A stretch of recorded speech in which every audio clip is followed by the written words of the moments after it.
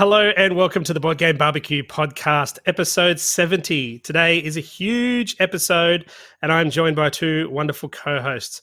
Firstly, we have, she's a writer, a mother, a blogger and a podcaster, but her most crowning achievement is recently being referred to as a good playtester. It's Sarah. Talented playtester. Talented playtester. There you go. Hey, how you going, Steve? Very good. How are you? Good, thanks. That's the way. And then joining us, Sarah and I, is someone who is the world's second best board game strategist. He dominates everywhere he goes to play board games, except his own home, where the world's number one strategist chuckles with glee at defeating him over and over and over again. It's Def. How you going? I'm good, mate. How are you? Very well, thank you. You keen for tonight's episode? Very. I should probably talk about what it is.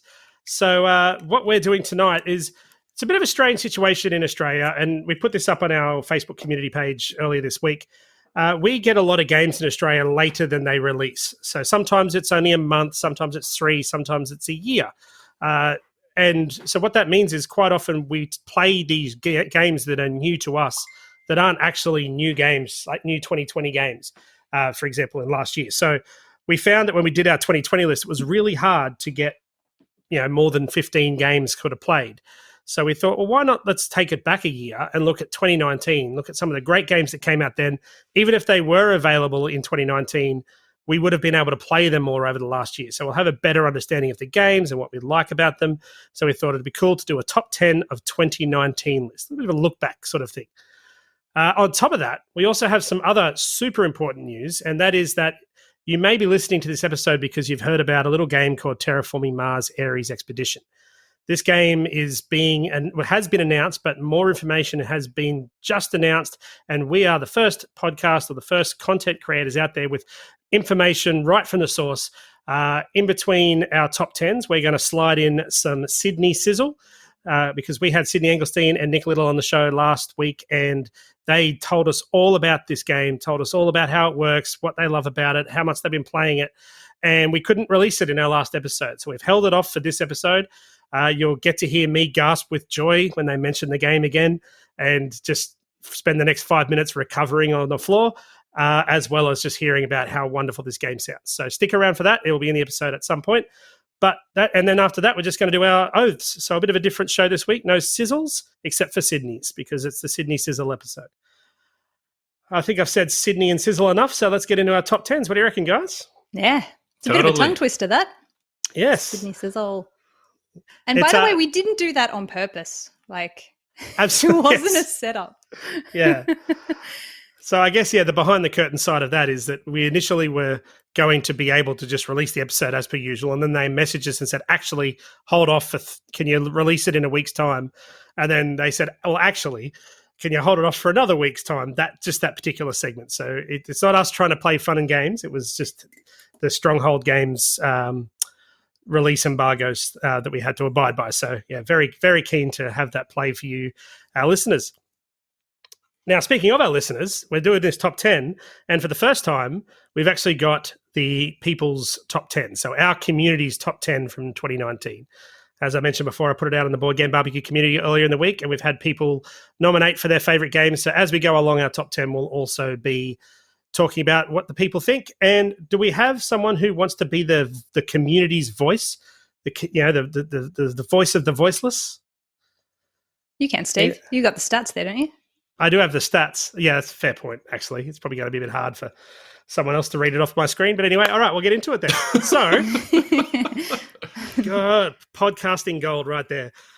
So where else do you start a top 10 but at your honourable mentions? So I'll just go around the table for any honourable mentions. I'll go first. I had an honourable mention, which is the Unmatched series of games, because they officially started in 2019. I did include Unmatched Cobble and Fog in my 2020 because that was the first Unmatched game I played.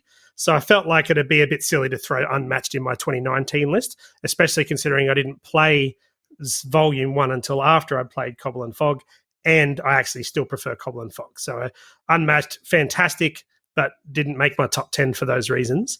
What about yourselves? I've got two honourable mentions, actually. So I've got the boxes here. I'll grab them. One was Quirky Circuits. So I'll just grab the box. So while Sarah's grabbing the box, it's probably a good time to mention, if you are listening to this in the podcast, we are actually putting this out on YouTube as well. Oh, yes, that is worth mentioning, because grabbing the box for the podcast, people listening, is not very exciting. So this is what it looks like. It's super cute. And this game, it's a programming game. I don't know if you guys have played a programming game before. It's really cool. You're playing cards face down, and it's a cooperative game. You're all trying to get different robots that have different sort of abilities, and you're trying to get them to do these different scenarios. There's no board, it's a book. So every page of this book, it has a different scenario and a different robot, and you have to try and get, the objective completed. It is so much fun. Because the way it works is, because you're playing cards face down, you don't know exactly what other people are playing. All you know is that they're either doing like a turn or they're going in a direction. So you can kind of guess where they might be going, but you're not quite sure. It is super fun. So that was an honorable mention of mine. And the other one was Sushi Roll. Just have a look at the box for this one. It is so cute. So this was a great family game. I know we've talked about Sushi Go on the podcast before, and I just feel like Sushi Roll brought another strategic layer to the game, because it's really hard when you're drafting cards. You don't know all the cards that are coming, so it's a bit hard to plan what you're going to do. And Sushi Roll sort of brings that element to it, because you can see all the dice that are in play that you're going to be drafting, and you can actually steal people's dice and things like that. So it's really cool. I think it's like a level above Sushi Go for me. So they're my honorable mentions. Excellent. Any for yourself, Def? I've got a couple. One could have made, a potential top 10, but it's a second game in a series, and so I've opted to keep it out. That's Marco Polo 2 in the Service of the Khan. And that is the sequel, let's say, from the first Marco Polo game back from 2015, which has been one of our favorites for a few years. But because it's essentially the same game, they have changed a lot of things around what you can do on the map and how travel works. It's now easier to travel on the map. If you've played the first game, it's excruciatingly difficult to travel. And it did feel a bit lacking in that space, or not as rewarding as other things you could do. And it has a few different things, enough different things to warrant a separate game. And so still really good, but honorable mention. It didn't make the top 10. And the second game is a game called D-Day Dice. It's a solo or cooperative dice war game. It's meant to be played really quickly, 20 minutes, half an hour tops, and you roll some dice and you try to advance your troops through famous battles from the previous world wars. And so it was a first attempt for me at, historical war games, and it did short-circuit my brain for a bit, but still really good. Didn't make the top 10. Fair enough. I had two other ones that for the same reason, which was City of the Big Shoulders. Oh, yes. And Maracaibo. And the reason they both missed the list for me was because I just haven't played them enough. I've never played Maracaibo with other people. I've only played it solo. And I've only played City of the Big Shoulders once. Even though I loved it, I thought it's probably not enough to compare it to the other games where I've played them all a few times at the very least. So okay. All right, so let's get straight into it. We'll just go around. So if I'm going to do the People's Choice as well, I might go first and then I'll do the People's Choice last. And we'll just go myself, then Sarah, then Def, if that works with everybody. Sure. All right, let's get into it. So my number 10 game of 2019 is a Jamie Stegmaier, Stonemaier Games production, and it is Tapestry. So Tapestry is a civilization game, I guess you could say. It's not necessarily the most thematic civilization game out there. I'm sure Def can tell us about more thematic civilization games than Tapestry. But the bottom line is it's a really enjoyable, fun game that has a lot of elements to it. So you've got a bit of area control, you've got a bit of combat, not really major combat, but bits of combat. You've got tech tracks, you've got 4 actual separate tracks that you can go up, and each of them give you different benefits.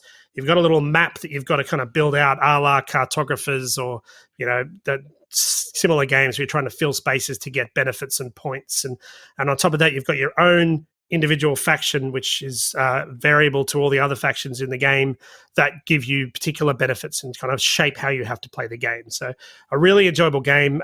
Recently got the expansion that's just come out, the Plans Employees expansion, which adds more content and adds a few other buildings that you can get in a few different ways. But the base game itself is fantastic. I mean, the game would be great regardless, but it needs to be said that the components in this game are next level.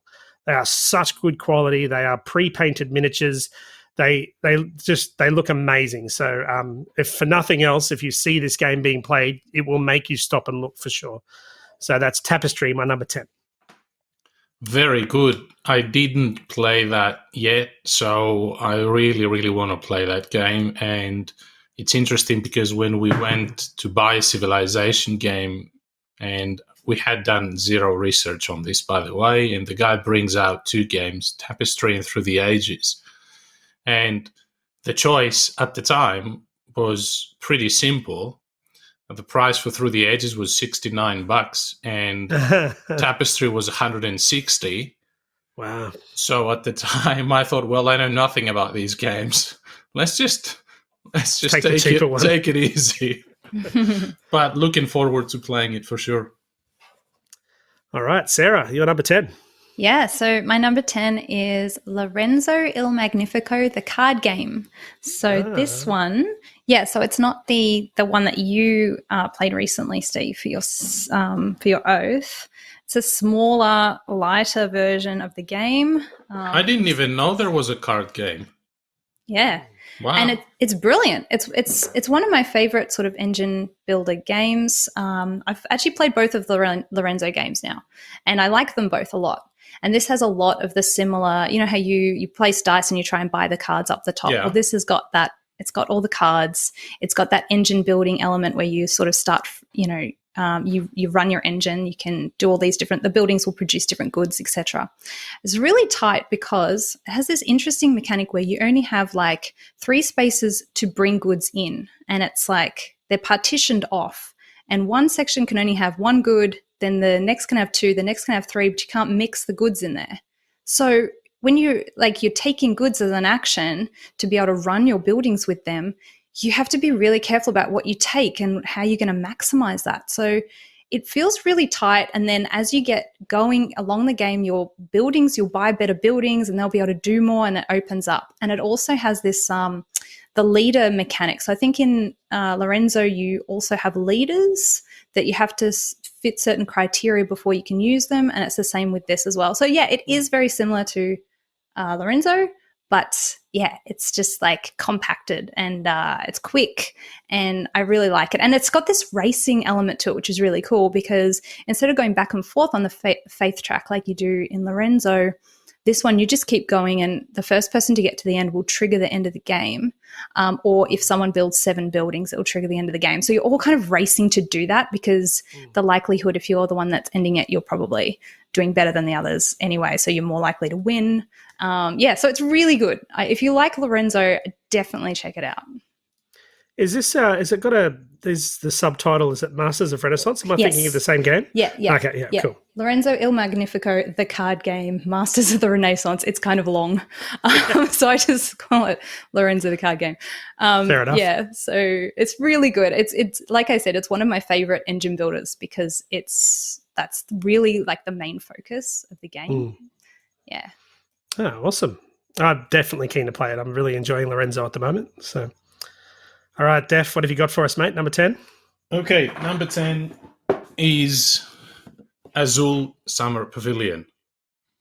So it's the one of the Azuls out there, not the first one. When we first got this game, we thought it was heaps better than the original Azul. It has these flowers that you have to make and you get extra points for that.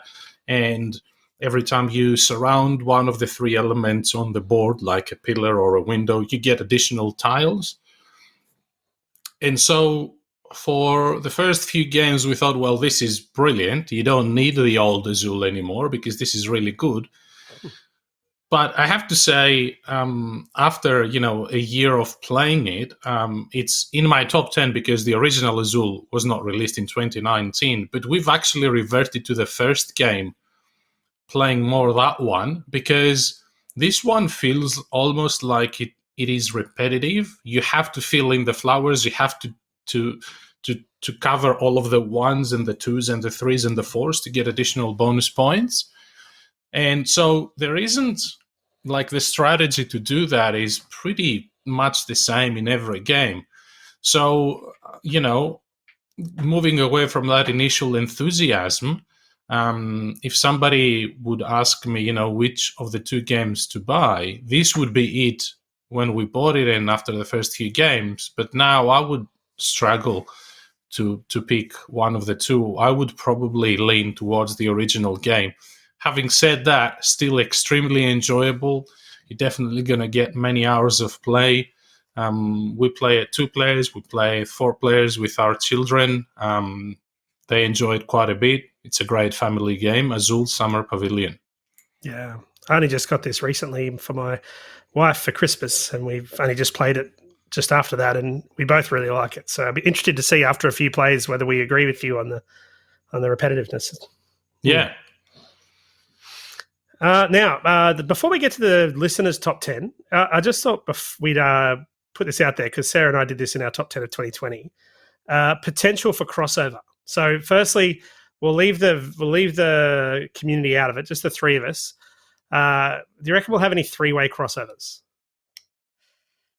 I think we'll have one. I think we'll have... Oh, two. I think we'll have 2. I think... Yeah, maybe. I reckon we'll have 2. Okay.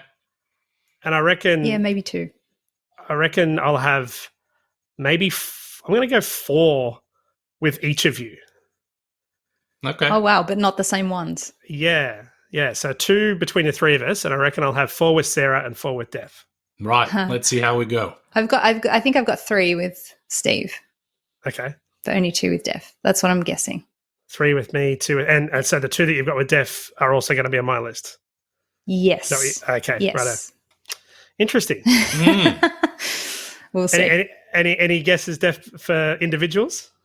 Looking at my list, I think there's definitely going to be 2. Well, maybe there will be 3 with Sarah and 2 with you, Steve. Wow, so I'm gone way bigger than everyone else. Okay, that's interesting. All right, well, we do have the number 10 spot for the community, and if I was a betting man, I'd say this probably isn't the last time we're going to hear this game, and that is Barrage. So Barrage is our community's number 10 game. So for those who don't know, this game is a resource management worker placement game where the resource is water and you're trying to build dams to capture that water, then use it to produce electricity in order to gain victory points to win the game. I reckon that's a fairly decent 30-second review of the game, would you say? Elevator pitch. Good elevator pitch. I would have thought it'd be further up the list for the community. I was a bit surprised. Yeah, number me 10. Too. Good. Well, we'll have to see if it shows up on anyone else's list. So we'll move on to our number 9s. So my number 9 is also a game that has been talked about a fair bit in the community, and that is Detective City of Angels. Oh, nice. So this is a fantastic solve the crime, whodunit kind of game with just the most unique way to play the game, with the chisel being basically kind of like the game master, if you will, and everyone else is trying to solve this crime, and it's up to the chisel, whether they want to lead them down the garden path or whether they want to help them out, and they can sort of gauge that game as you play it. So if you've got a real person who's getting really close, you might make it a bit easier for the people who are further behind and make it harder for that person who's in front. But if they call you on it, if they call you on the BS you're selling them, then you are you have to give them correct information. So right. It's a great game, and it really creates this entirely different dynamic that's kind of off the table. So I really enjoy it, and the stories are fantastic. Vincent Dutrait artwork is amazing. So Detective City of Angels is number 9 for me. Very good. Yeah, it's a good one. So my number 9 is, I'm pretty sure it's going to be on other lists. It's a card game, a cooperative trick-taking game that everybody knows about. It's called The Crew. So it won the Kennerspiel last year. We've talked about it a whole bunch, so I don't think I really need to go into it too much. But I've played this so many times and always had a ball with it. It's tricky. It's fun. It's always a bit of a laugh. It's also a bit stressful. But yeah, that's The Crew. A great game, no doubt. You've played The Crew, Def? I haven't yet because I don't have enough people in my household. You're like the only person that hasn't played this game. I know. I need to fix that urgently. Definitely. It does have a 2-player variant, so with mixed reviews. So okay, I don't mind it actually. It's not too bad. It's maybe a little bit easier, but as you go up to you get to mission 30, it's still pretty challenging. So if that's the case, then I might give it a shot before listeners start showing up in front of my house to play The Crew with me. Very good. My number 9 is also a game that has been talked quite a lot these past few months on our podcast, and it's, I think, one of the podcast favorites. It's an engine builder. It's a Wonderful World. It's a great game. It is one of the, I guess, lighter games that I enjoy quite a bit. You start with a simple card and you buy cards and put them into under construction, and you have to generate resources sequentially, and that's what makes the game really nice. You produce one type of resource, and then the next turn is the second type of resource. But that means that when you produce the first resource, you can put them on some cards and build them, and that would give you more production in the subsequent turns in the same round. So a very enjoyable game, easy to get into, good fun, competitive, and even solo. I think a lot of people would enjoy it. It's a Wonderful World, number 9. Yeah, no complaints here. Fantastic game. Well, the listeners have their number 10 next, and once I get it back up on my screen... The number 9, you mean? Number 9, yes, sorry. Their second number 10, number 9. Second number 10. Saved. This is another cooperative game, but it's not The Crew. Any guesses for what another cooperative game that came out in 2019 that was quite popular might be? It has an IP attached to it, or multiple IPs, you could say. Oh, was it Marvel Champions? No, it is Horrified. Oh, yes. Okay, yeah. Horrified's a great game. It's a really good way to get people into. It's kind of like, I won't say it's the new Pandemic, but it's got that similar feel. It's a game that you could get people to the table to play that maybe wouldn't have played board games before, and almost certainly wouldn't have played a cooperative board game before. So I personally had a great game of this where it was. I think I've talked about it. We had a Halloween party games night once, and we had too many players. We had teams of 2 working with each of the characters, and it all came down to one final dice roll. A guy had 2 dice to roll. He needed 2 successes. So if he didn't get 2 successes, we lost. If he got 2 successes, we won. He rolled the first dice. It was a success. And everyone just kind of went, ooh, it was one of those moments where like, this could happen. And then he rolled the second dice and it was a success. And I kid you not, there was cheering, there was hugging, there was high fives. So good. So yeah, Horrified is a fantastic cooperative board game for sure. I agree. It's a lot of fun. All right, so we'll move on to our number 8. And this seems to be a bit of a theme. It's another board game barbecue darling of a game. It is Cartographers. Yes.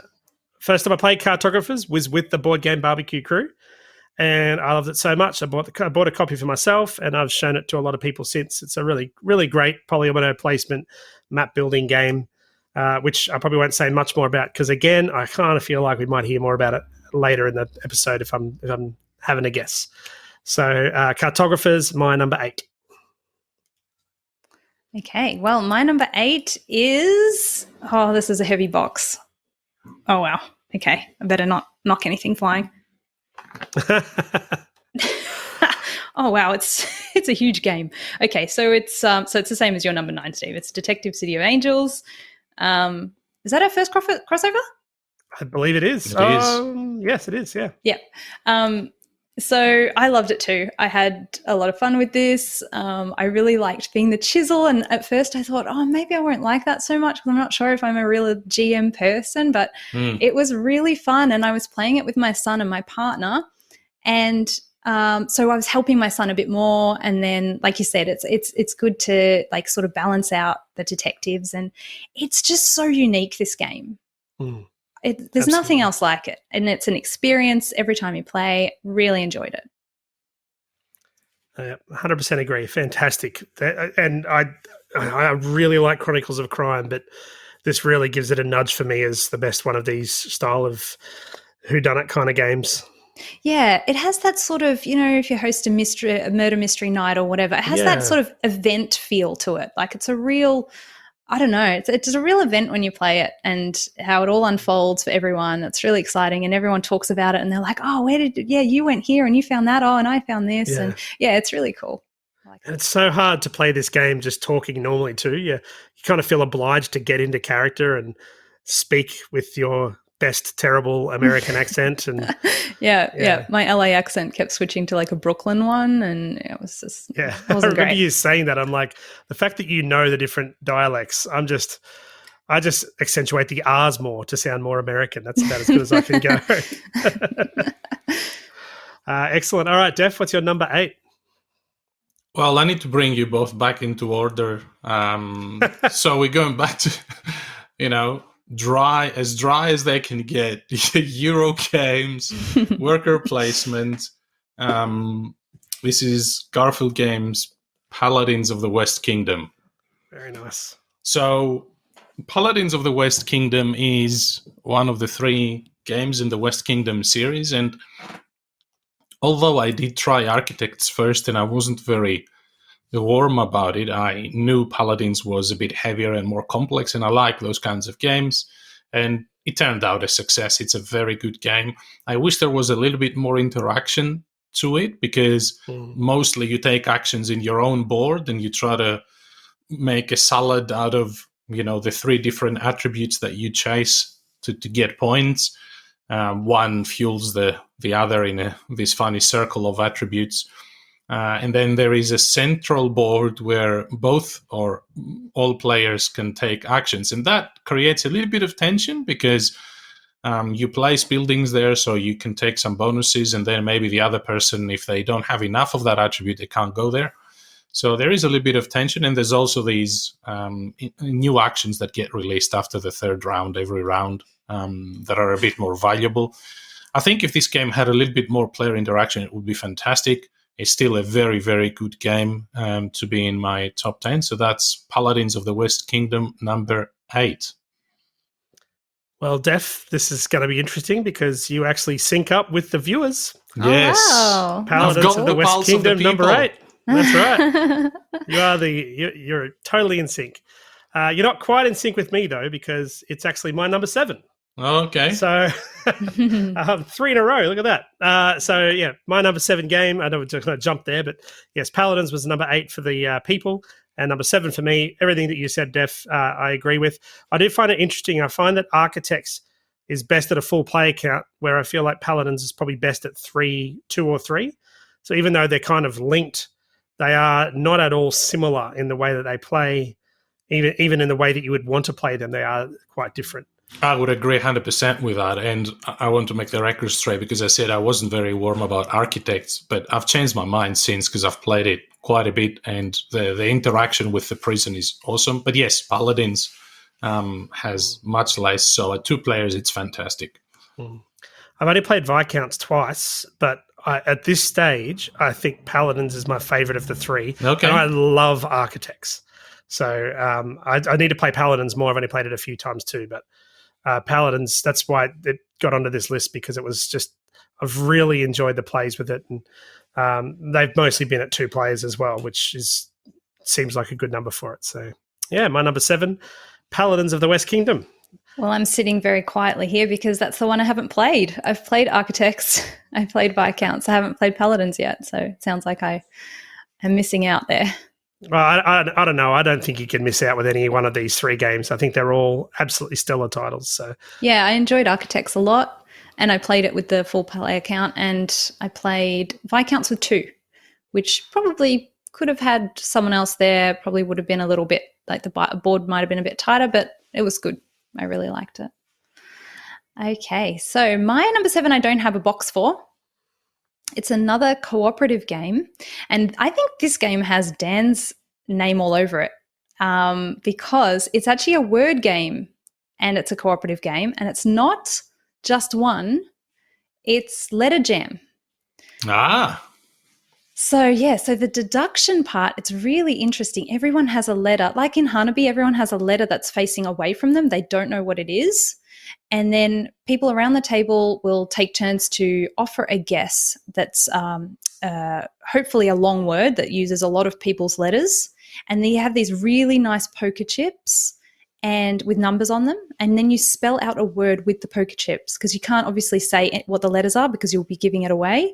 You're putting down the poker chips in front of these letters, and people are scribbling it away in their secret sheet to say, oh, what letters have we got, and trying to figure out what their letter is because they can see the other letters and they can't see theirs. So it's that missing mystery letter is your letter. And you all have 5 mystery letters, and you've got to work your way through them, hopefully get all of them right, and then make a 5-letter word at the end of it. And if you can do that, then if everyone can do that, then you succeed. So it's really tricky because you get one of your letters wrong and then you can't get the word, and then everyone fails. So it's really a lot of teamwork, and it's just really fun. I like that deduction part of it. It's really very unique game again. And as I said, Dan would love this because it's words and it's deduction. It's really cool. Yeah. And he does have a history of buying games you tell him to, so for sure, I'm sure that he will. Maybe instead of Adrian counting the victims, I should just be counting how many games that I've made Dan buy. Very good. Okay, over to you, Def. Your number 7. So my number 7 is a game that we've enjoyed playing both at 2-player count, adults, both as a family game. It has one of the best family modes out there. It's in fact so good that we could probably enjoy more playing it in the family mode, which is a bit easier than the actual gameplay. It's also the only Kickstarter I've ever received ahead of schedule, and that says a lot. Oh, wow. That happens? Fantastic production.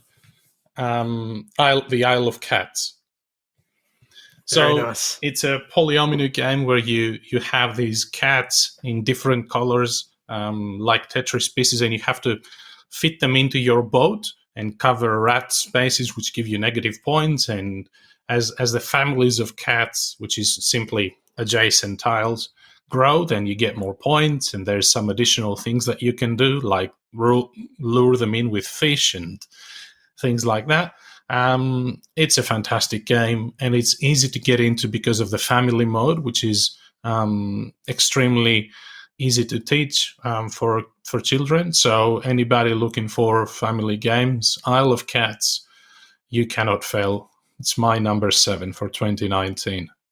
What's the difference with the family mode, Def? Does it not have the card drafting or something? So in the family mode, there's no cards. Yep. You only get 2, maybe 3 or 2 private lessons at the start, which is like some goals give you end game points. You know, if you have exactly 5 green cats on your boat, you get 9 points and things like that. And there's no card drafting, and there's no baskets and fish. So essentially, you just place all the tiles around the island, and people just go sequentially picking one tile and placing it, and that's it. So it makes the game faster. It makes the game more enjoyable, as in you don't have to worry about, do I have enough fish to lure these cats in? Do I have enough baskets? do I need to worry about the initiative order? What about these cards that I've got that I have to pay fish to buy, and all those sorts of things? And I mean, the main gameplay is still extremely good, but the family mode is just really, really enjoyable. And bringing children into this game, they really enjoy the theme as well. It's great fun.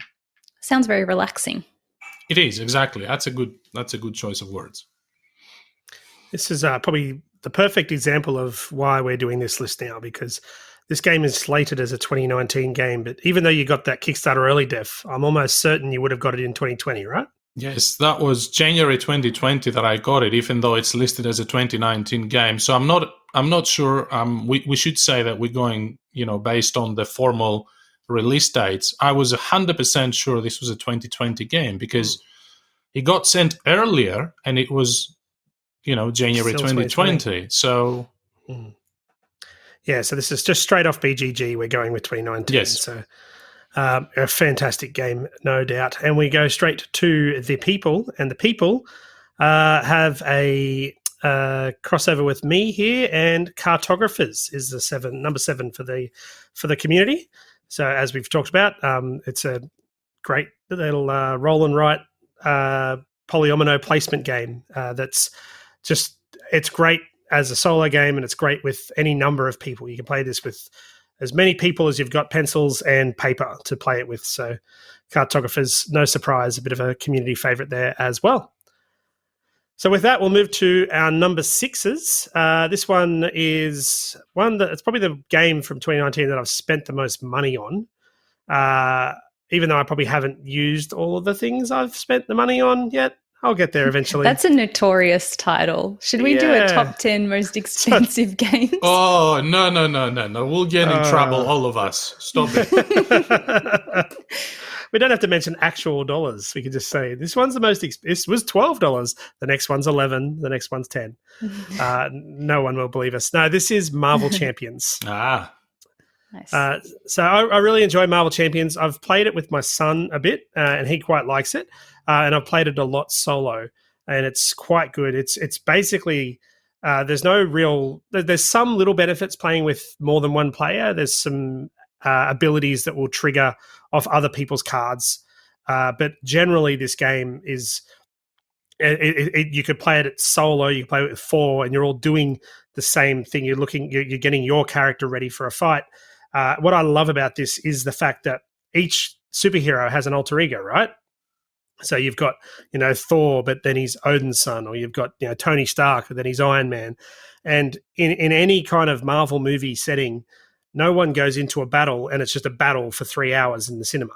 There's always like a bit of a battle, and then there's a bit of a regression, and they work out plans and plots and whatever else and figure out a way to go back and then win the battle. And this game replicates that by allowing you to flip from your whichever alter ego you wish to. And if you go to your like standard person alter ego, you get more cards, you can do a bit of health recovery, and you've got other cards that only trigger when you're in that form. And then you can flip it back to the attacking side, and then you can go and attack the monster that you're fighting. And even then, like not the monster, the bad guy, I guess, but even then, when you're in your alter ego form, the bad guy, instead of attacking you, they scheme towards their plot, and you're trying to stop the plot from eventuating and progressing. So you can't stay in that alter ego form for too long, because otherwise you're going to lose the game, because they've schemed it all. So you've got to kind of measure your time and jump back and forth, and it just worked. The card play is great. You really combo up a lot of things. And I'll probably cop a bit of flack for this, because this game is apparently somewhat based on Arkham Horror, which I'm not a massive fan of. So me talking about how great the card play is, I'm sure Connor is going to get in touch with me and have some choice words for me. But I really enjoy it. And I think, H.P. Lovecraft isn't really a big selling point for me. Marvel is. So I think maybe that was what the difference is there. I got in on the story for this one. So that makes sense. Yeah, Marvel Champions for me. Great game. My number 6. Yeah, I can sort of see the similarities between those two, but I actually think Marvel Champions, now that I've played it a couple of times this past week, it reminds me a lot of Aeon's End, actually. Don't tell me that. Yeah, it does. It's like, because like you said, you combo off each other. So that part sort of reminds me of that. Whereas Arkham Horror is that deck construction thing happens in Arkham Horror, but then there's that like chaos bag that I'm going to sound like I don't like Arkham Horror. I do like Arkham Horror LCG. I sold mine eventually, but I did like it. But it sort of makes things a little bit more. You have that Cthulhu vibe that everything's hopeless, whereas in Marvel Champions you don't. You feel like super powerful, and I like it a lot.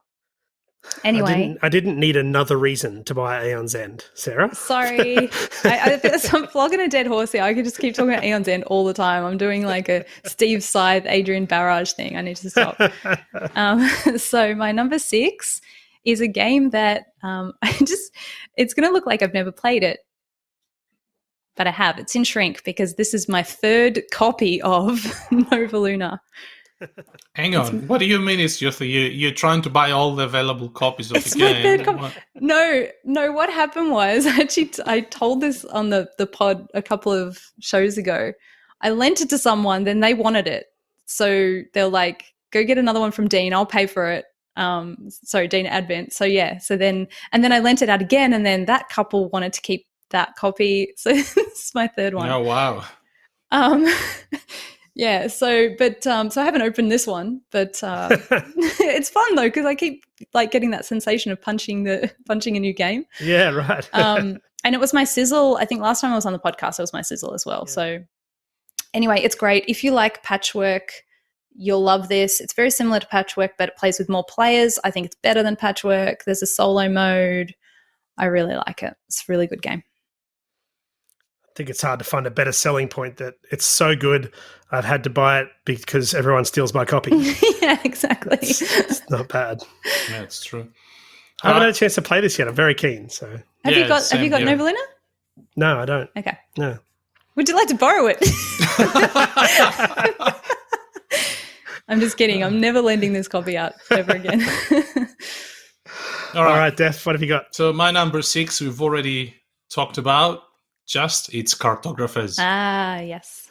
And there's no way this could have stayed out of my top 10. It's a very enjoyable game. I play it solo, I play it with my kids, I play it with my partner, we all play it together, I play it with you guys. It's just so enjoyable. It has these different scoring cards that keep it interesting enough so it doesn't feel repetitive, because every time, you have to do different things on the map to score points. So, Cartographers being one myself, I couldn't leave it out of my top 10. Number 6. Def, just to clarify, your last 3, it's been Paladins, Isle of Cats, and Cartographers. Yes. Mate, you are the voice of the people. There is no question, because the people's number 6 is the Isle of Cats. Wow. Oh, wow. I should run for mayor or something. So you've literally had the same 3, just in a slightly different order for the last 3. Fantastic. So, yeah, there you go. So Isle of Cats, obviously we've already spoken about it. Dev spoke about it. But the one thing I will say about this game that you missed out on, Def, is just that the quality of the box. I know it sounds ridiculous. I know. I've never seen anything like it. Oh, yeah, it's so thick. It's just you could drive a truck over it, I'm sure. It's going to be on one of those midnight television infomercials where they've got the truck driving over it and it survives. Yeah, if Frank West, is the designer of the game, is listening to this podcast, it's I don't know what got into him to make the box this way, but it is phenomenal. Isn't it so that cats can sit in it and not ruin the box? Oh, yes, sorry. That's a special feature of the game. On the cover of the game, you turn it around, it says, if you have a cat, please place it here. So this led to this amazing flow of cat pictures from all over the world, and people started getting their games and trying to convince their cats to sit in the box cover, which, of course, you don't have to. They're cats. They'll sit if they fit. So it's been amazing, yes.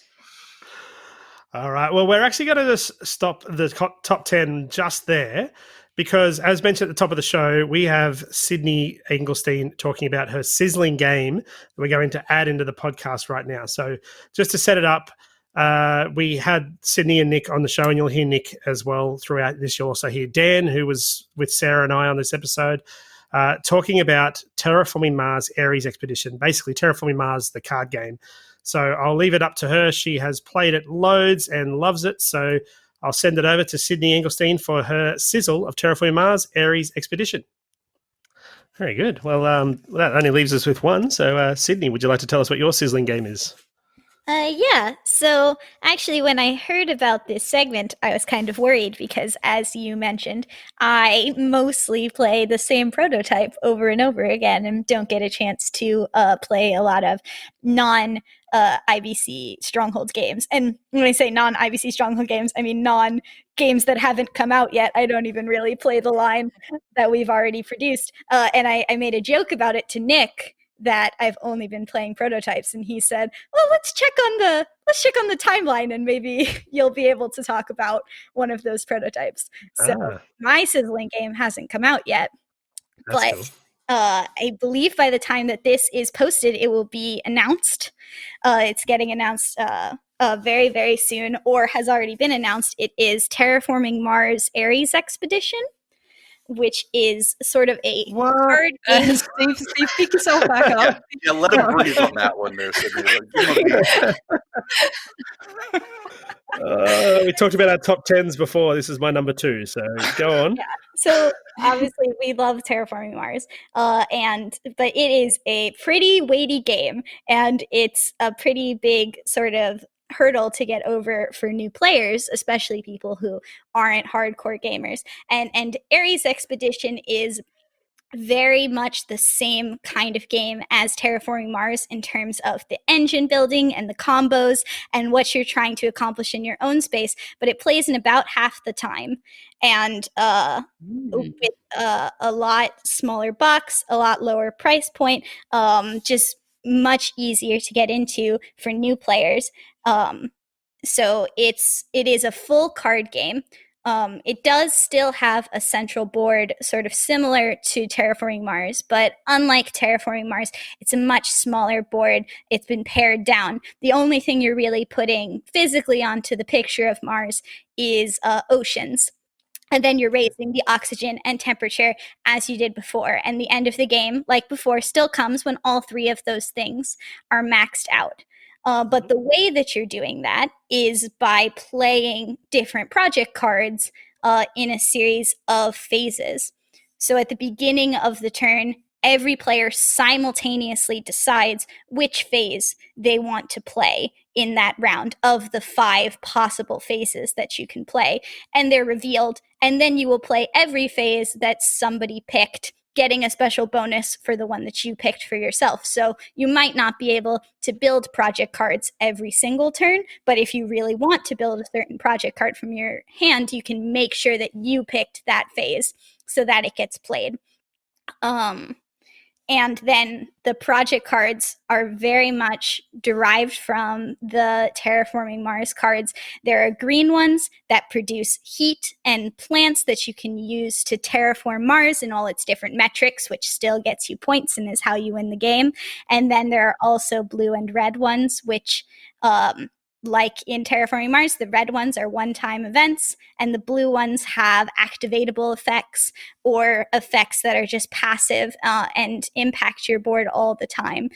And the play is entirely simultaneous in terms of everybody simultaneously picks their phase, and then everybody simultaneously resolves all of the phases just for their own board. There's no sort of interactivity with other players' boards, except for the fact that everybody is gunning for the same terraforming metrics, and there's only so many to get. So if you and somebody else both have a ton of heat production, there's only so many bumps of the temperature before it maxes out, and then those points become, you stop making points off of all that heat you're generating.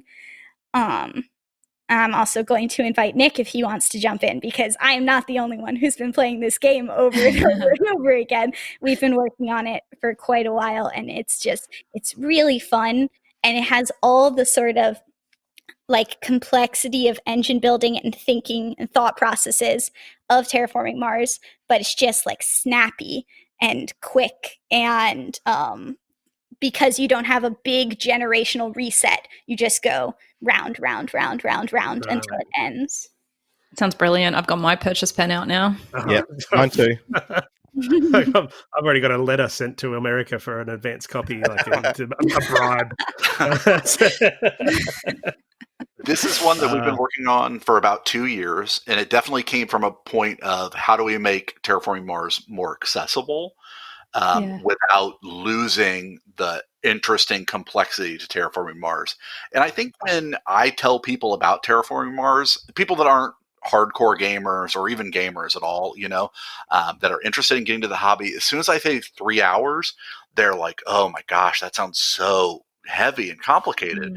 And the reality is Terraforming Mars isn't complicated. Like the rules of Terraforming Mars aren't complicated. It's like on your turn, you take 1 or 2 actions, and the actions are pretty straightforward. It's just the complexity comes in. Which cards are you going to choose to buy into your hand, and how are you going to sequence them, and how does you sequencing them line up with the points on the board that you're racing toward competitively, like where you want to put your city, or are you bumping the heat to gain the bonus heat, or to raising the oxygen to put the ocean tile on the board, or whatever. And so what we were able to do, and we realized that a lot of the downtime in Terraforming Mars is waiting for other people to take their turn. So we essentially, like Sydney said, is we took out the board and we made all the play simultaneous. And for us, when we play it internally, the game takes 45 minutes to an hour. And when we play Terraforming Mars internally, it's like 2.5 to 3 hours. So it's less than half the time for us, but we've played the game over 100 times. When we got it out into playtesters' hands, they're clocking in between an hour to an hour and a half. So that's why we kind of say like half the time of Terraforming Mars. But it still has all of the interesting decisions and sequencing of your cards and so on. The big part that we kind of took out is that initially you're dealt 8 cards and you don't discard any of them. You don't pay for any of them. You just keep all the 8 cards, and then all the cards in your hand you can discard for $3. So it takes that. Admittedly, this game is a love child of Terraforming Mars and Race for the Galaxy. Like, with the simultaneous play. Those are 2 games that I adore, and it was like, well, what if we try and take elements of Race and cross them with elements of Terraforming Mars, and then just like see how it works. And like, I went through the 210 cards that come in Terraforming Mars, and I went, these 100 will just work in this framework. And we pulled them out, and Sydney and I played a game, and we were like, holy crap, this game works, and it's fun, and it's just like, it played really quickly. And then we tweaked the cards, and we built another 110 cards to get up to that 208. So there are still 208 unique project cards in here. There are like all of the strategies that you can do outside of like heavy city building or whatever, because there's no cities in the game because there's no board to put the cities on. But like, they're all in there. We changed a couple of the resources. Like, instead of you generating steel and titanium resources that you can spend on space and building cards, now every steel you have, it doesn't generate a physical resource. It just discounts all your building cards by $2. And the same with titanium. Titanium just discounts all your space cards by $3. So it's less stuff that you have to track. It's fewer components that we have to give you, which also helps drive the price down to make it, again, more approachable and more marketable. And like I said, that time goes down. I mean, I love it because I can sit down and go, okay, I see these 2 cards. I can implement this weird strategy, and it's not going to take me 3 hours to figure out if I did it right or if it was any good. It's like 45 minutes to an hour. I'm going to go, okay, so this didn't work, but like, but you can try it again. Or was I missing this specific card? So I think it's awesome. It'll be on Kickstarter around the middle of February, so it's not too far away. Yeah, it's great. And I think it looks great too. We learned a lot from people's feedback on Terraforming Mars, the base game, their questions and issues with graphic design or art or whatever. And we took that feedback to heart and really kind of put that into place. Since it was a new game, it's hard to make an expansion for a game, and the expansion has an all new graphic design, like you can't do that. But you can start from scratch when you do another standalone game in that world with that concept. So I think it's really you guys should be credited for the fact that you're taking a game that's like number 4 in BGG and widely considered one of the best games out there. It actually lost in the grand final of our board game bracket, so there's that too. But taking a game that is so successful and so popular and going, all right, we've listened to the feedback. We understand how we can make this game better, rather than just go, you know what, that's a great game. We're just going to leave it out there. So kudos to you guys for actually looking at this and trying to build on that from the feedback you received. I can't wait. This sounds fantastic. My only issue with Terraforming Mars is that I find it hard to get to the table. I absolutely love it. But I just had a gaming group that really wasn't interested in the theme, and it is a long play. Which is interesting because everyone says, oh, you got to play with the Prelude expansion. I think that's the only expansion for any game I've ever played that the benefit is that it reduces the playing time. Yeah. But it's great though. What I love about it is not so much the reduced playing time as that you can, like you said before, you could come up with a plan, but you've got this extra information in your hand. Oh, I can start with this, which will help me use this faction, and if I buy these cards and so this anyway, that's Terraforming Mars. We'll stick to the new one, but I can't wait for this. This is the best Sizzle we've ever had on the show. I think one of the really great things about Ares Expedition is that even though it is a lot easier for me as somebody who doesn't, want to play really long games, really brain burnery games, it's much easier to swallow an hour-long playtime than a 3-hour-long playtime.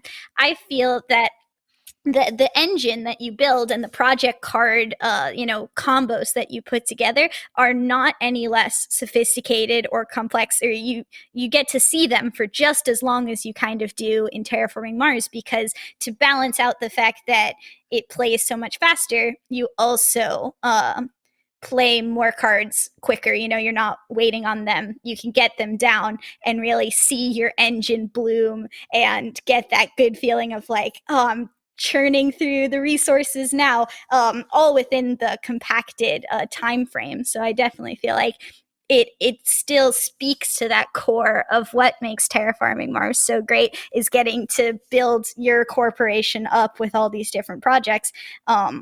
Is not lost, despite the fact that the playtime is so much reduced and streamlined. Oh, brilliant. What a great idea. Fantastic. So Terraforming Mars Ares Expedition, is that what you said? Yep. Ah, man. Purchase pen is running out of ink after tonight's episode. That's fantastic. Well, that is all of our sizzles. I'm glad I went to you last, Sydney. That wasn't planned, but that was fantastic. So there you have it. Terraforming Mars Ares Expedition. Now, we obviously listened to this a week ago, Sarah. What stuck out for you as some of the reasons why you think this is going to be another winner of a game? Well, I mean, for me personally, I think this might be a winner for me because when I played Terraforming Mars with my partner, he felt it was a little bit long for him, which is a real shame. Like, he liked the theme. We both really like card games, but for him, it was just slightly too long, even with the Prelude expansion. So this for us, I think, might be a winner because, like I said, we really love the card play. It wasn't that. It was a little bit long. I think this is more for medium weight gamers as well. My partner doesn't really like really heavy games. I just think it's probably a nicer entry point. It's kind of like the Jaws of the Lion to Gloomhaven. This is, that to Terraforming Mars. So I'm excited about it personally. Yeah, I basically agree 100% with what you've just said because I love Terraforming Mars. It's my number 2 all time, and the problem I have with it is that it's so hard to get to the table because of the length. And I don't necessarily have a gaming group that's full of seasoned gamers. So it's not something that people are wanting to play because they hear that 2-3 hour play time and go, oh, don't know if I've got that kind of spare time. So if I can pull out a 45 to 60 minute version of Terraforming Mars, I'm the happiest guy in the room. I can't wait for that. So, and I love the way that they talked about how they reduced, they've basically used essentially the same cards from the game. They've just taken out about half the deck and then added in other things to then sync up with the cards they've left in. So it's going to have that same feel. You're going to feel like you're doing the same thing. Yeah. It's just going to be a tighter, quicker setup. So, I can't wait. And with some new stuff thrown in, which is, super cool. And apparently amazing component quality. Yes. So, to be honest, I thought Terraforming Mars looked pretty good. I'm with Steve Bonacore on this. I didn't mind. I like the little metal cubes. The art on the cards was a bit like different. It wasn't all the same, but I don't know. I thought it looked good to me. But then again, I'm the beige queen, so what do I know? Well, that's I always say the same thing. Like if you think the components are bad in Terraforming Mars, that just shows you how great the game is, because even with the so-called bad components, it's still one of the greatest games ever. So I'm a bit the same, Sarah. Maybe because I got into it early on in the hobby, I just didn't look at it and go, oh, this really needs, lots of 3D tiles thrown on top of it. I was just happy with the game itself. I was the same. Having said that, I am looking forward to the big box coming with all the tiles and everything. So, I actually got a chance to play a game with a few of our pit crew recently, and one of the guys had someone 3D print them all up and then have someone paint them all, and it did look quite amazing on the board, all raised and large, and I still got the win just quietly, but yeah, it was good fun. Awesome. Anyway, so there you go. Terraforming Mars Ares Expedition coming to Kickstarter very shortly. I guarantee you that I will be an all-in pledge backer for that. That is a 100% certainty. But we'll need to get back to our top 10s. So into our top 5s, actually. So we've had a fair bit of crossover already. I'm pretty sure Def and I have already had 3 crossovers. Sarah and I have had 2. And I don't think Sarah and Def have had any. Not yet. No, not yet. So we've had no 3-way crossovers for that reason, obviously. So we'll have to wait and see whether that changes when we get into the top 5, which we will start right now with my number 5, which is a crossover with Def. And it's A Wonderful World. Mm-hmm.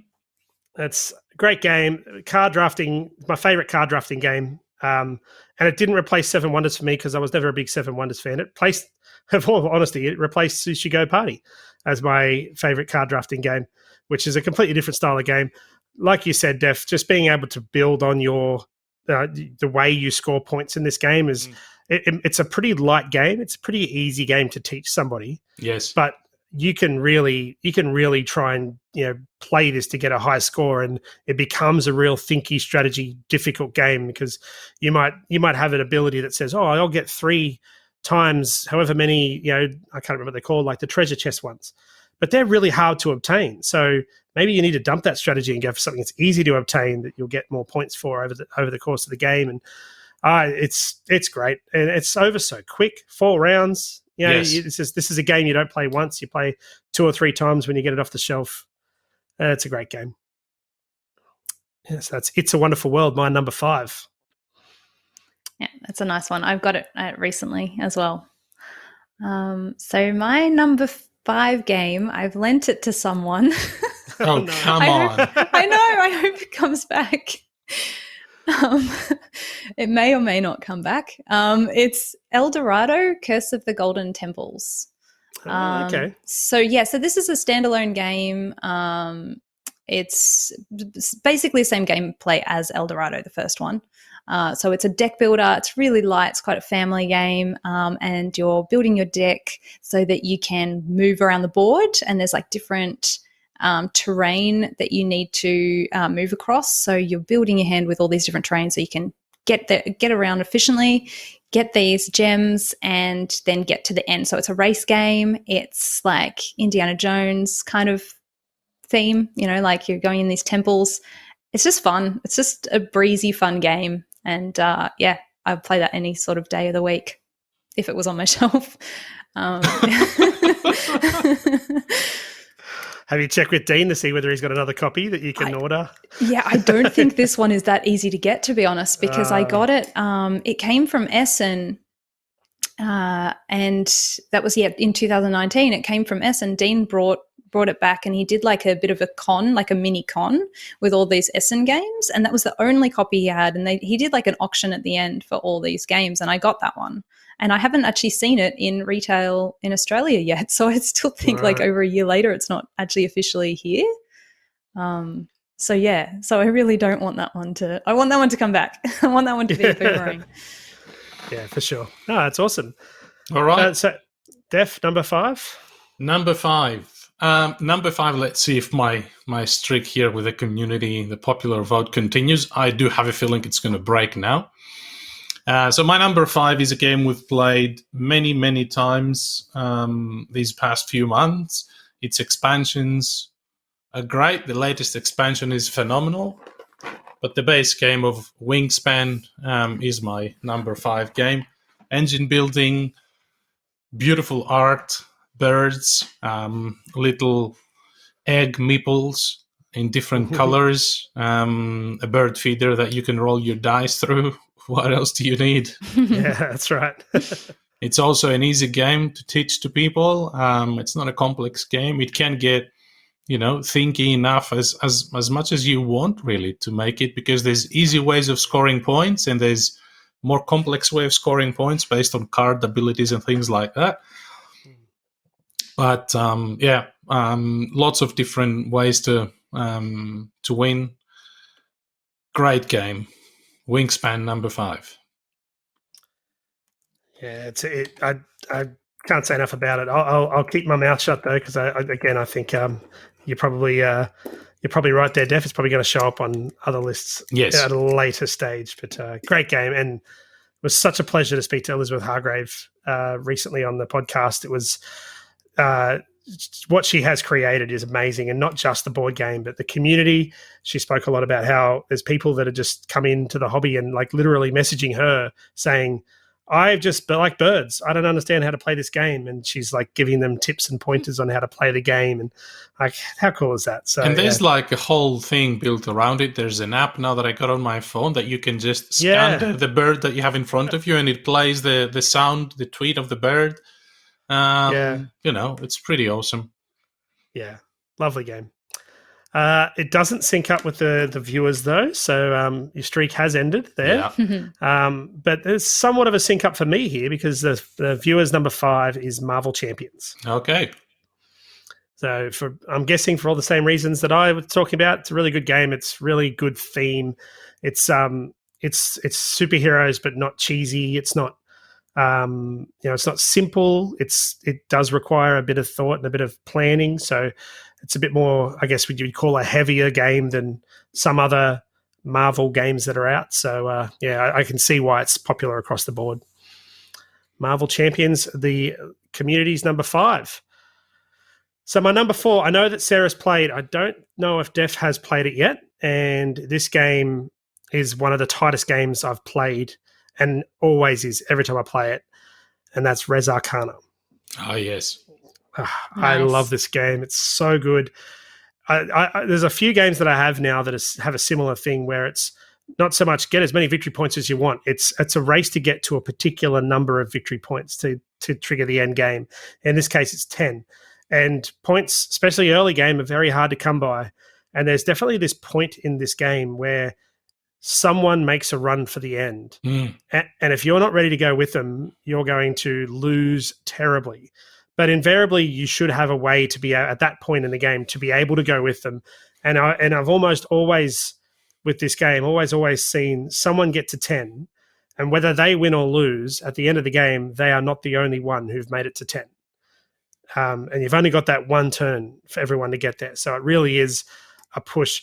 Doing things, like the timing of things you do them in this game is super important. So not only building your combinations, but it might be advantageous for you to pass early, so you can not only get that victory point for passing, but also to have first choice of the tiles to take for the next round off the board. So you can get the particular tile you need for your strategy. That might be more important than having another turn. It's so good. It's like you get 8 cards, and that is your entire game. And to think that you can fit so much game into those 8 cards in your hand, that you only get to draw one up every round, and it's so good. I love this game. It's such a great just race. It's almost a race game. It's a resource management game again. Engine builder. It's just got everything. Multi-use for cards. So good. Res Arcana, my number 4. Yeah, well, I'm going to agree with you on that one. Oh. It's my number 4 as well. Hey. Oh, it's upside down. It's my number 4 as well. Yep. Nice.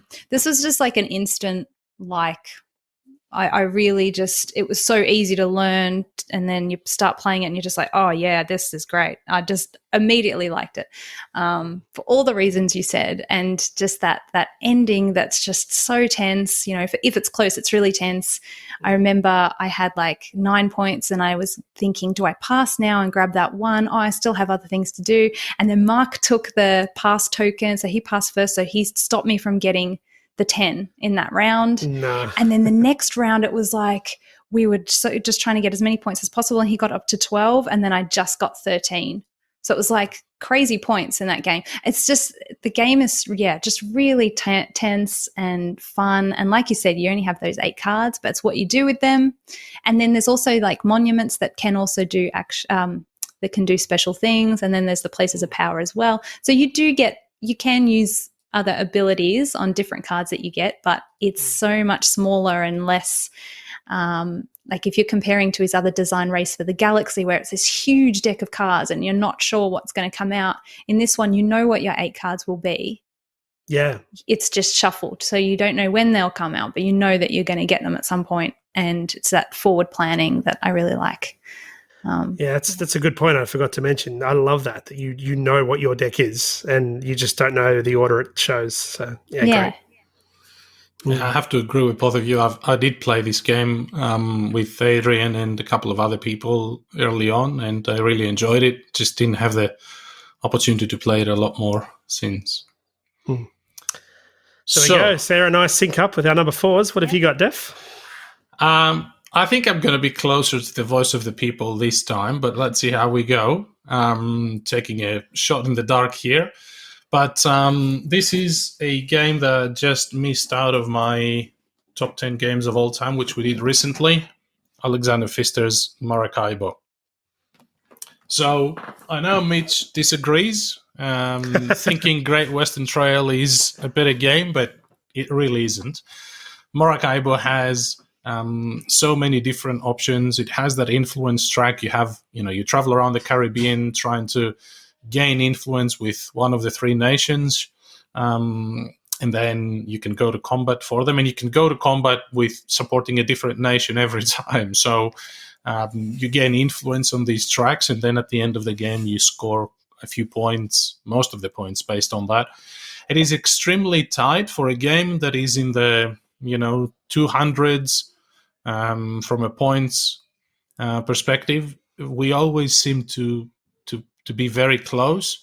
I still usually lose, but having said that, it is extremely enjoyable. It even has this campaign mode where there's a deck of cards that you start drawing, and it has this nice story unfolding. The story, is not extremely central to the game, but it is nice because it says, those islands, there's a plague there or whatever. I don't want to spoil the rest of the game, but what happens is it has these legacy tiles that these cards instruct you to flip over and put on the map. So the map changes and the actions that you can do change on it.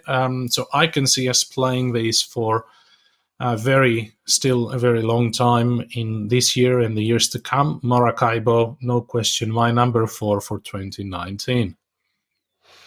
Excellent. How did I do? Well, look, it may come up. I'm not going to give anything away. It was on my honorable mentions list as I start at the top of the show, but I really like that idea of the legacy thing, and I think maybe once I've done that, it might change my opinion, and even at a solo, if I only get to do it solo, it might change it again because it's such a good game. But the number 4 is not Maracaibo. It is a game that will match up with one of my games, my number 10, and that is Tapestry. Okay. So, I think Adrian probably has a little bit to do with this because he's done a lot of Tapestry teachers with our community over the last 12 months, but also a great game, and it got a lot of buzz in 2019. It was probably the second most hyped game of 2019, only second to the other Stonemaier game that came out in 2019 of Wingspan. Yes, I would agree. Yeah, and it did cop a lot of flack for its balance issues, which, to be honest, from my perspective, I've played it a lot, and I feel like that was undeserved because in the end, whenever I've lost in Tapestry, I've always looked at what I've done and gone, I should have done this, I should have done that. So to me, that doesn't sound like an imbalance issue if it's a personal choice of what you do. Yeah, exactly. Secondly, I have played this game a heap of times, and there's still some factions I haven't used yet. So I don't know how many times you've got to play this game before you look at the balance and go, oh, no, things need to change. Like, people must be playing this over 100, 150 times to be able to get that kind of data, in my eyes at least anyway.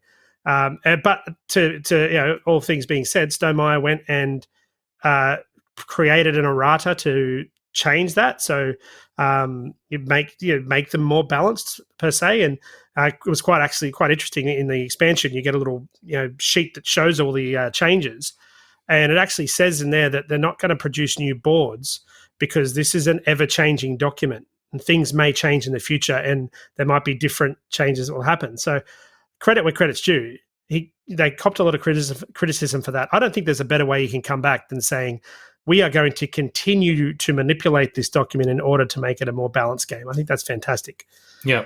So Tapestry number 4 for the people. Top 3. Let's go. All right. Surely this game's going to show up again. Surely. It's already shown up for the people. My number 3, it's about water and dams. It's Barrage. Yeah. Nice. Such a good game.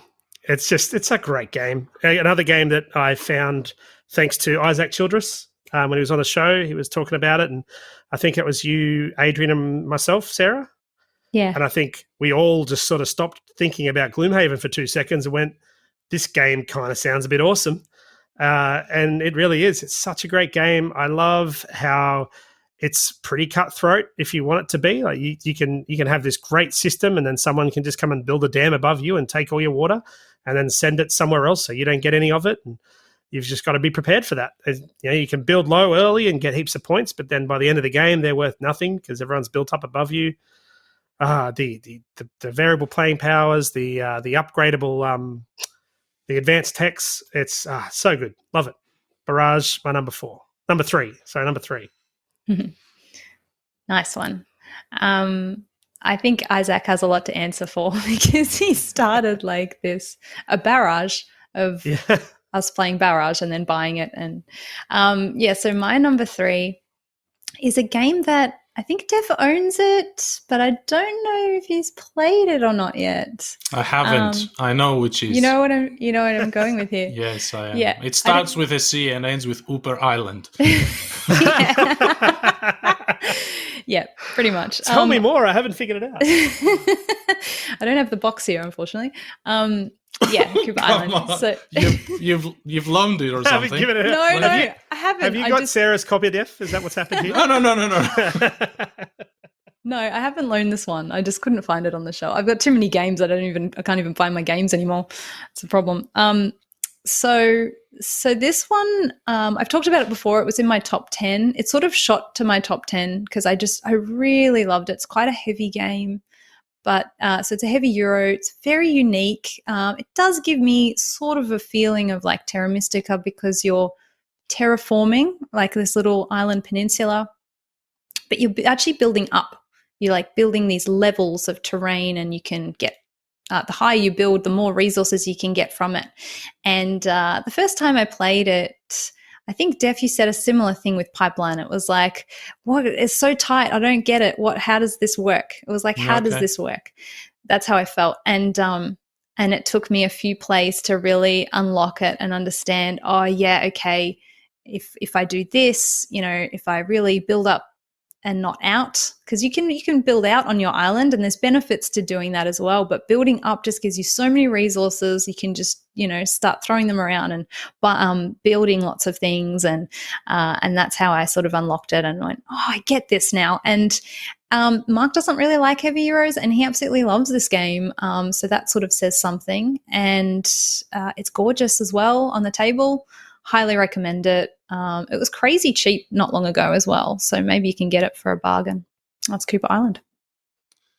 Very good. Really looking forward to trying that. It's one of the games sitting on my shelf of shame. So, yeah, very keen to try that. My number 3 is this big surprise that nobody would be expecting.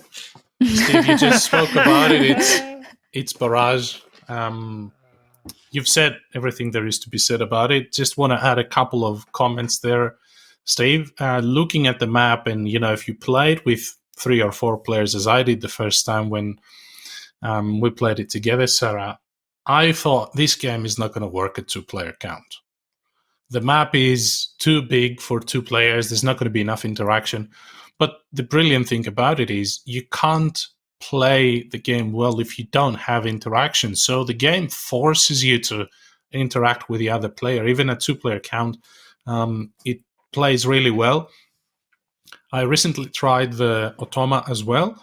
So in the solo mode, you can add, it has this gorgeous pack of tiles that you can use to have a AI or bots as opponents, and you can add as many of these as you want in a game. So you can play this solo with 1, 2, or 3 opponents, artificial opponents, or you can add them into your human multiplayer games.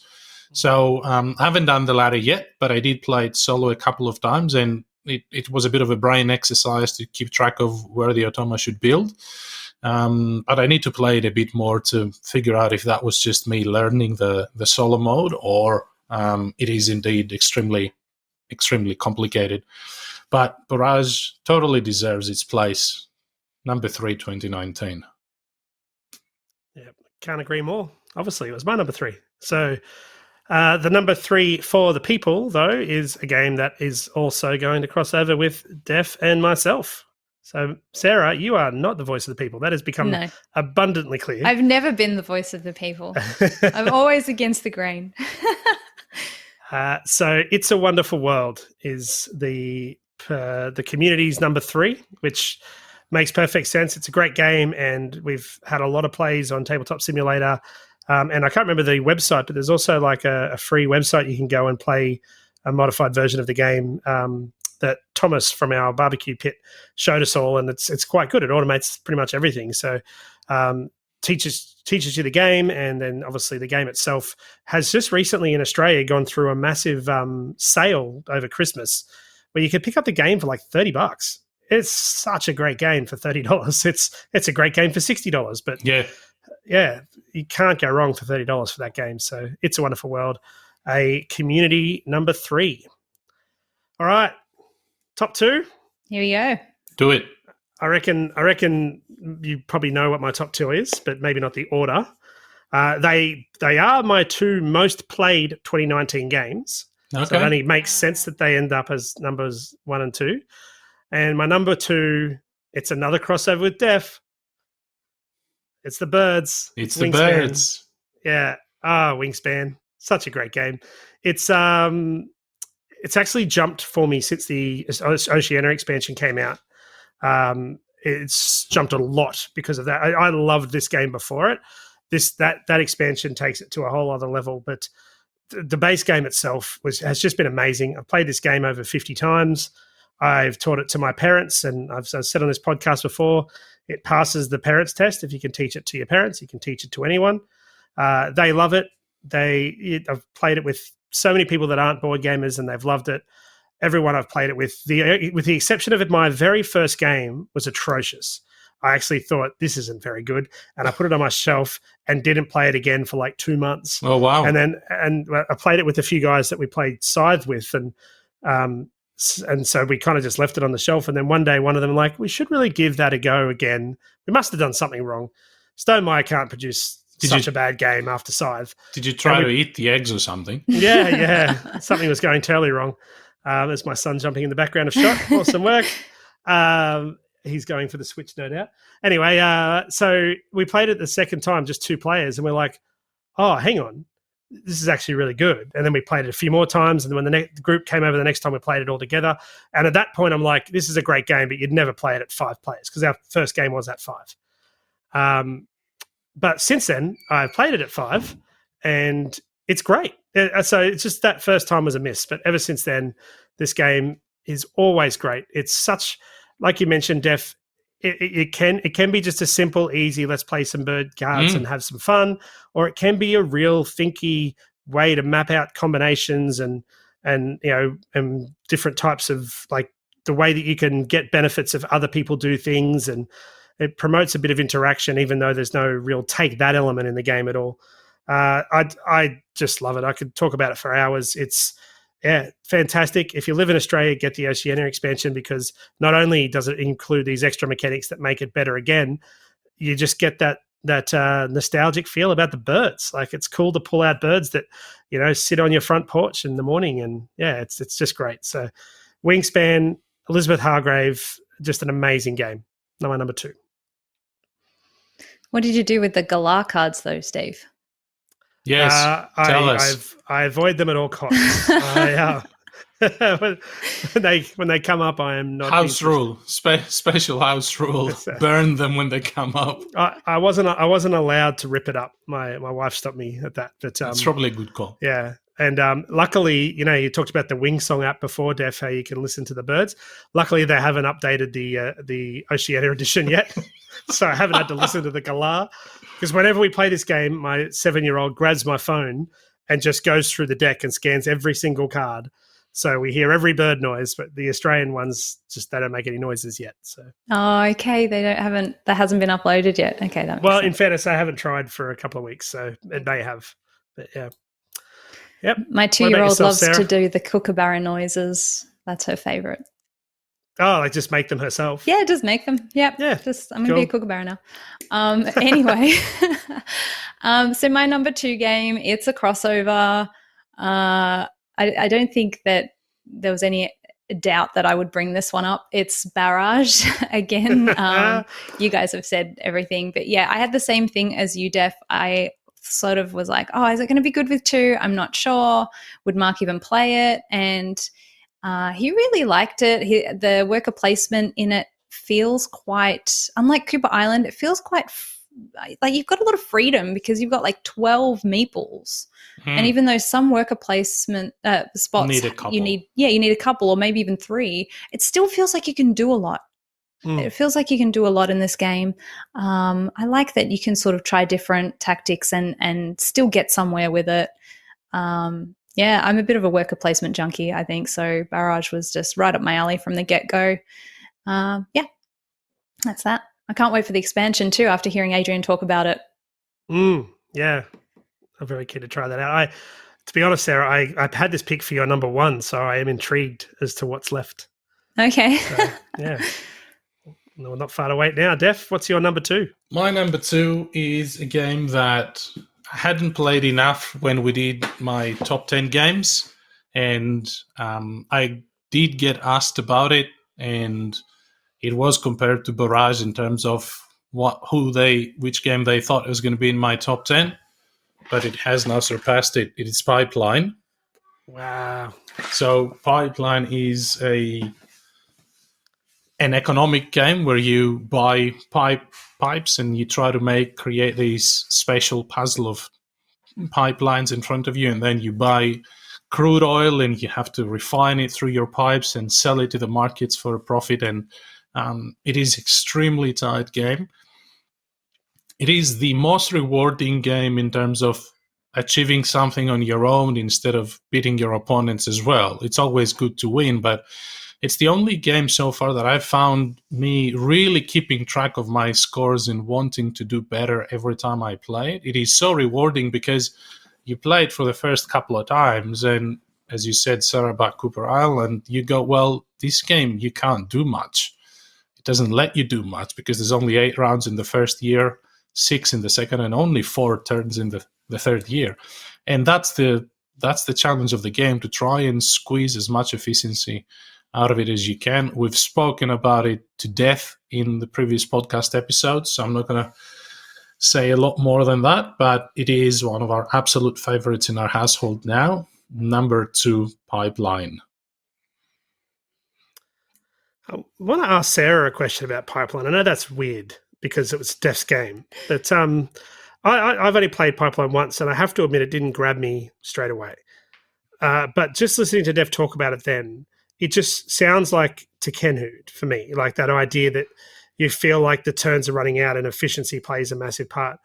Did you find that when you played Pipeline? Do these games have a similarity? In terms of that, yeah, in terms of that timing and that feeling of, well, when you're actually counting, you're actually going, oh, okay, I've got 4 more. I need to do this. You've got your turns planned out in it because you have to. And yes, Tekenhu, you're doing that as well. Yeah, so I think it does have that. But I think there's also, you can be a bit more flexible with the order in Tekenu, although if you do things in a certain order in Tekenu, you're going to get more points out of it. But in Pipeline, I feel like there is a certain order that you have to follow, if that makes sense, because you have to get the oil before you can refine it. I mean, Def, you'll know what I'm talking about here. Like, and then the pipes you've got to build the pipes long enough to be able to refine it all the way, kind of thing. So there's a definite order to things in Pipeline, I feel. Yeah. Well, there we go. Pipeline number 2. For Def, we move on to number 2 for the community. And this is a crossover with Sarah. Oh. It's a cooperative trick-taking game.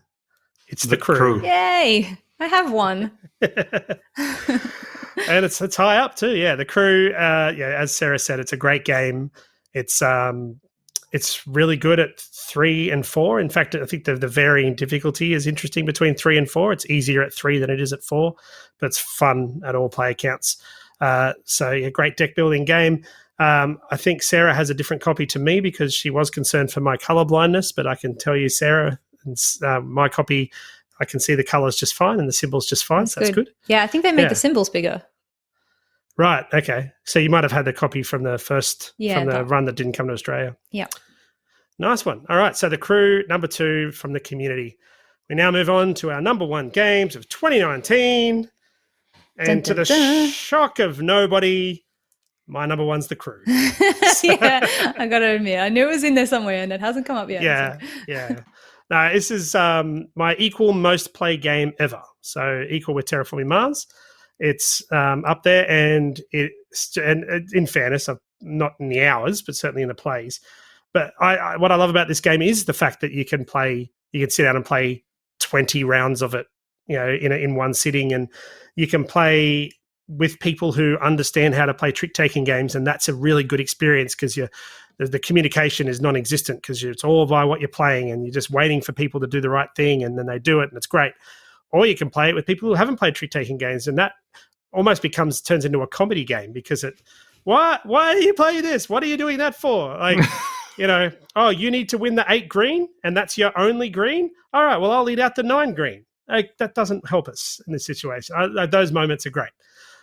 So this game offers so much on totally different ends. You've got the real game the game sort of players, and then you've got the let's just have fun, sit around a table and have a laugh.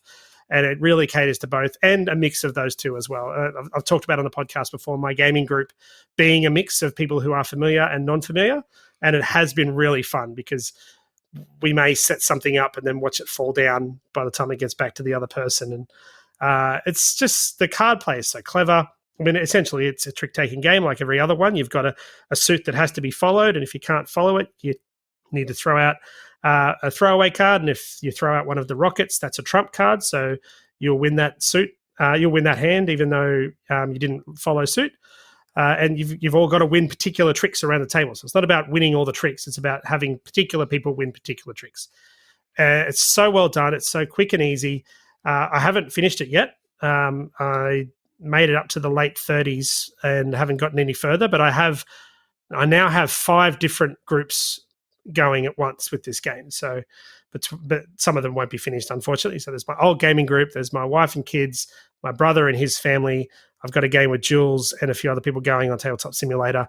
It's just so good. Such a great game. The Crew, my number 1. It was in my top 10. I think it was my number 5 in my top 10 of all time. So it couldn't be surpassed here. Although that being said, Wingspan did come extremely close. That was the hardest decision I made all day today, was whether it was Crew or Wingspan in number 1. But The Crew, greatest game of 2019. Wow. Yeah, it's a great time. It's always a great time, The Crew. And like you said, even though it's a it's a short game, you can just sit there and play it all evening if you want. Yeah. And just keep trying, and it gets more and more challenging. It's great. Okay, so I think when I say this, you're going to roll your eyes, Steve, and you're going to be like, of course.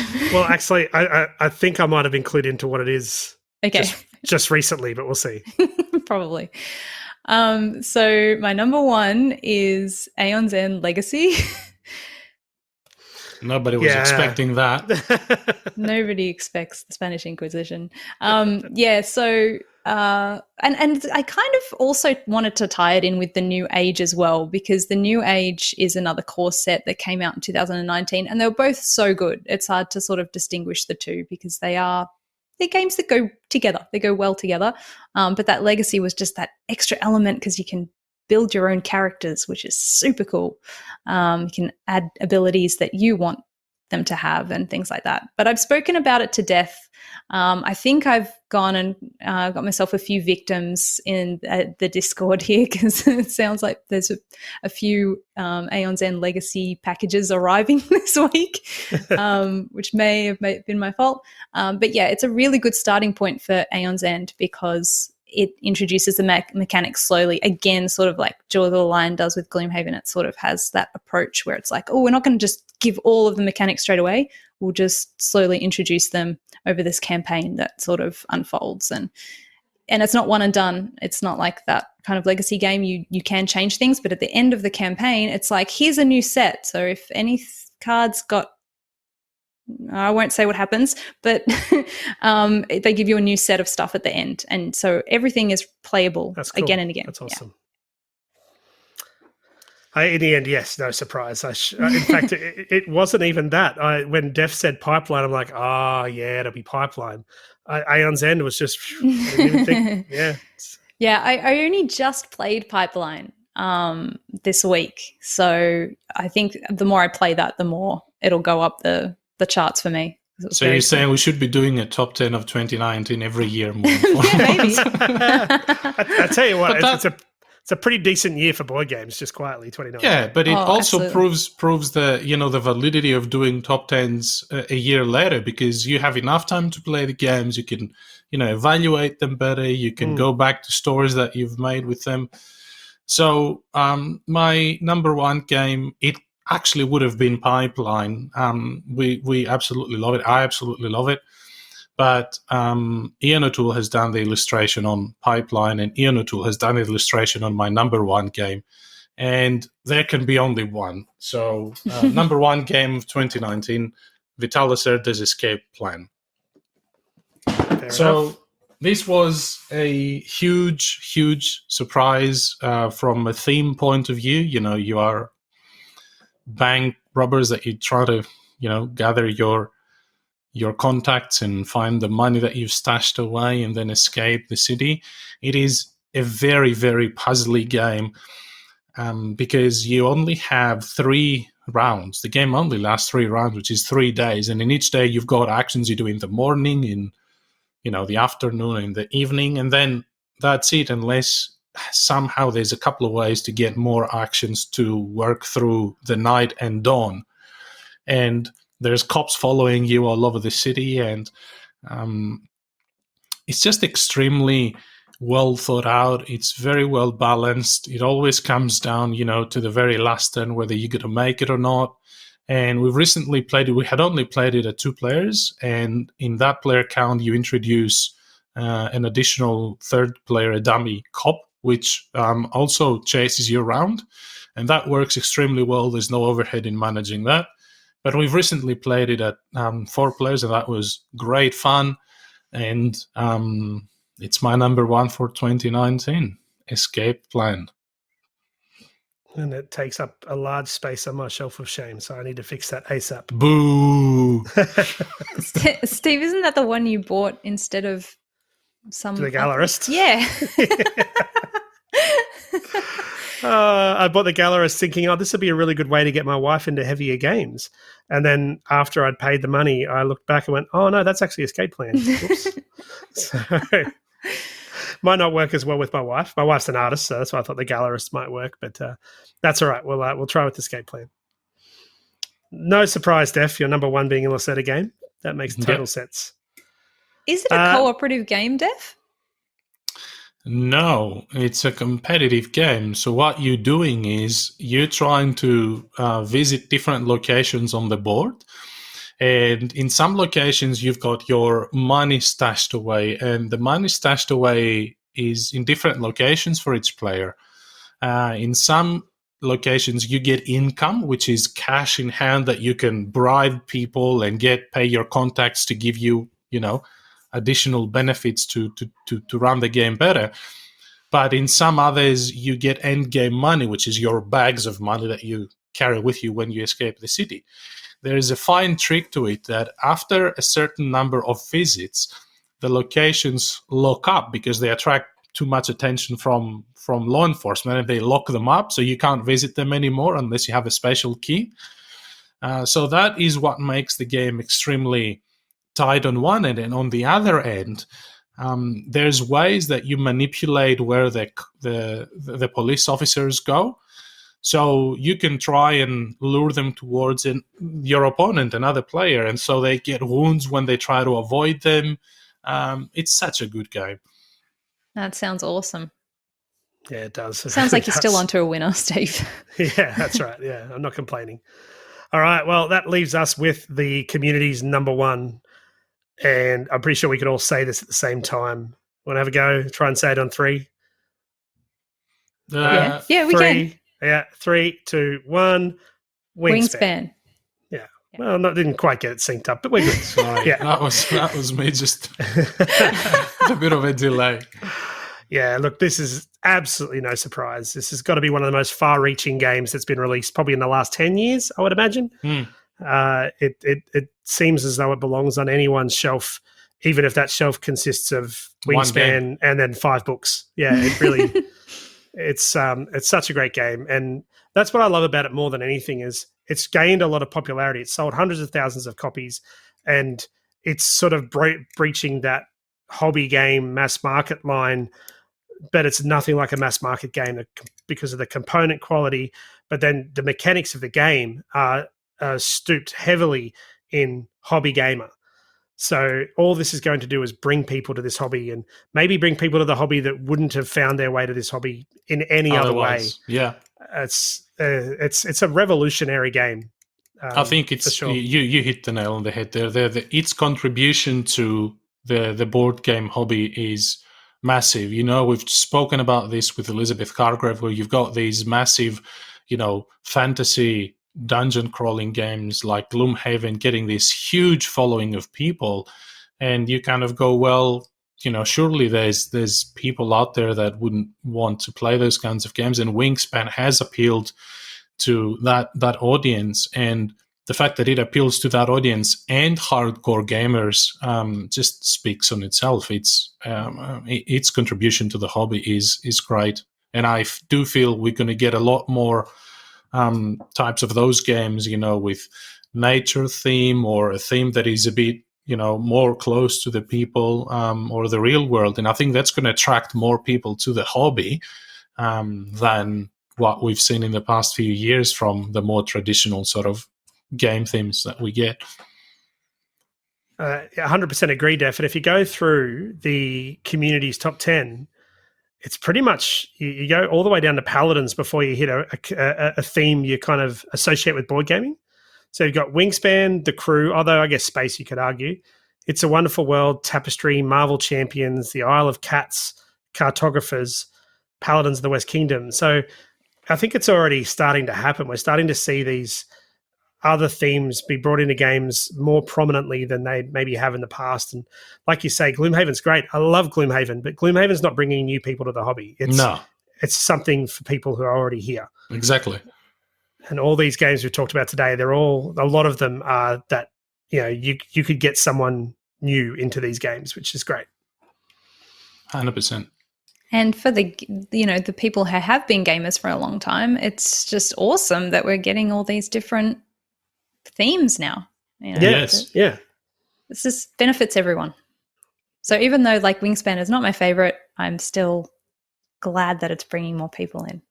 It's awesome. I believe they call that jumping on the bandwagon, Sarah.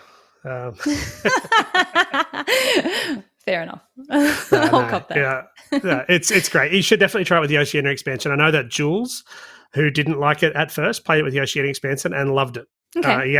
He even said that if he played it a few more times, he'd probably end up buying it. So, you should definitely try it out. It definitely adds a few different levels to the game that weren't there in the original box. But that is our top 10. So let's just go and look at the crossover list, shall we? So there were quite a lot of crossovers. There was, but there was only one three-way, and that was Barrage. No surprise there. I think that was the one we all had earmarked down as a possibility. But Def and I, we crossed over 5 times. Wingspan, Barrage, It's a Wonderful World, Paladins, and Cartographers. Oh, wow. And Sarah and I crossed over 4 times. The Crew, Barrage, Res Arcana, and Detective City of Angels. Yep. And then Sarah and Def crossed over with Barrage. Yeah. And that's it. Yeah. Wow. I thought maybe Def had played The Crew. That was what I was thinking for the second crossover. No, unfortunately, I haven't played it yet, but this episode has done enough damage as the previous top 10s, and I feel it's going to do the same for our community. So brace yourselves and hide your wallets. That's right. Look, Aeon's End was already on my list, but it's now circled and underlined as well. So there's that. But that's not even on, that's all, I guess Legacy was on the list, but so many good games. And like we said, it was such a great year for games. 2019, looking back a year later almost makes it feel like it was a better year than maybe we thought it was a year ago. Because these games have stood up and been around for a bit longer and had our chance to play them a bit more, and they've stood up against the barrage of new games that have come out in 2020. So yeah, for sure. Yeah. All right, so we will leave that there, and we are actually going to leave the oath out as well because this episode has already run a bit long. So we will Def celebrating, and so Sarah. Gee, I wonder why. So we'll catch up on their oaths on a future episode. But really, hopefully, you guys agree with what was been said by the community. If not, find that post and comment below about what your top 10 games of 2019 were and why. We'd love to hear that conversation in the Facebook community. That will do us for the episode. And now I'm going to do my very long-winded spiel to finish. So thank you for listening to the Board Game Barbecue. This episode, number 70, was recorded on January 20th, 2021 and went live on January 21st, 2021. Tonight's hosts were Steve, Sarah, and Def with a cameo from Dan and guests Sydney Engelstein and Nick Little. As always, we would like to thank our sponsors, Advent Games, and all of our patrons. Thank you for your support. If you would like to find out more about the Board Game Barbecue, head to our website, www.boardgamebarbecue.com, the Board Game Barbecue community on Facebook, our Discord channel, or for which there is a link in the show notes. Follow us on Twitter and Instagram. Our handle is @BoardGameBarbecue. Subscribe to our YouTube channel for reviews, unboxings, and much more content moving forward. We record 2 episodes every week, with releases always on a Monday and Thursday morning Australian time. If that isn't enough barbecue, becoming a patron gets you even more Board Game Barbecue content, as well as many other perks, and you help our show continue to grow. If you would like to become a patron, head to the link in the show notes or to patreon.com and search for the Board Game Barbecue. Be sure to listen after this spiel to hear us all awkwardly say goodbye. And finally, thanks for listening, and here's hoping your next game is a sizzling one. Cheers. I'm just waiting for your awkward goodbyes now. So catch you on the next episode. Thanks, Dave. Thanks, Dave. Thank you. Thank you, guys.